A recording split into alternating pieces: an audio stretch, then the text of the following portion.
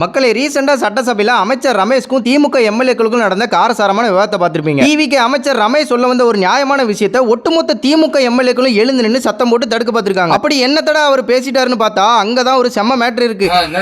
விஷயம் என்னன்னா, சட்டசபையில அரசியல் கண்ணியம் கட்டுப்பாடு பத்தி முன்னாள் முதல்வர் ஓபிஎஸ் பேசினதை சுட்டி காட்டி அமைச்சர் ரமேஷ் பேச ஆரம்பிச்சார். நாங்கெல்லாம் சபைக்கு புதுசு, நீங்க சொல்ற கண்ணியத்தை நாங்க கத்துக்கிறோம், ஆனா அதே கண்ணியத்தை எதிர்க்கட்சி தலைவருக்கும் கொஞ்சம் கத்து கொடுங்கன்னு ஆரம்பிச்சாரு. அவ்வளவுதான். இதை கேட்ட உடனே திமுக எம்எல்ஏக்கள் ஒட்டுமொத்தமா எழுந்து அமைச்சர் ரமேஷை மேற்கொண்டு பேசவே விடாம ஓவர சவுண்ட் விட்டு கூச்சல் போட ஆரம்பிச்சிட்டாங்க. ஆனா அந்த சலசலப்புலையும் கொஞ்சம் கூட அசராத அமைச்சர் ரமேஷ் 8 கோடி மக்களால் தேர்ந்தெடுக்கப்பட்ட முதலமைச்சர் விஜய் சபைக்குள்ள வரும்போது எதிர்க்கட்சி தலைவர் எழுந்திருச்சு நின்று மரியாதை கொடுக்கணுங்கிற அடிப்படை கண்ணியத்தை அவருக்கு கத்து கொடுங்கன்னு நெத்தில அடிச்ச மாதிரி கேட்டார். இதுக்கு நியாயமா பதில் சொல்ல தெரியாம திமுக தரப்புல இருந்து என்ன சொன்னாங்க தெரியுமா? எங்க ஆட்சியில முதலமைச்சரா இருந்தப்போ எதிர்க்கட்சிக்காரங்க எவனுமே எழுந்து நின்னதில்ல, அதனால நாங்களும் எழமாட்டோம்னு அவங்களோட ஈகோவை கொஞ்சம் கூட விட்டு கொடுக்காம பிடிவாதமா பேசி உட்கார்ந்தாங்க. அதாவது சபை நாகரிகத்தை ஃபாலோ பண்றதை விட எங்க ஈகோ தான் எங்களுக்கு முக்கியம்னு அப்பண்டமா வெளிக்காட்டிட்டாங்க. இதுல நம்ம கவனிக்க வேண்டிய விஷயம் என்னன்னா, அரசியல்ல 2 கட்சிக்கும் நடுவுல 1000 முரண்பாடுகள், கொள்கை வேறுபாடுகள் இருக்கலாம். ஆனா சபை நாகரிகம்னு ஒன்னு இருக்குல்ல. ஒரு மாநிலத்தோட முதலமைச்சர் சபைக்குள்ள வரும்போது யார் என்ன கட்சியில இருந்தாலும் எந்திரிச்சு நின்று மரியாதை தெரிவிக்கணுமா இல்லையா? ஈகோ பாக்குறதுக்காக மக்கள் இவங்களுக்கு ஓட்டு போட்டு சபைக்கு அனுப்பி வச்சிருக்காங்க. இதை பத்தி நீங்க என்ன நினைக்கிறீங்க மக்களே?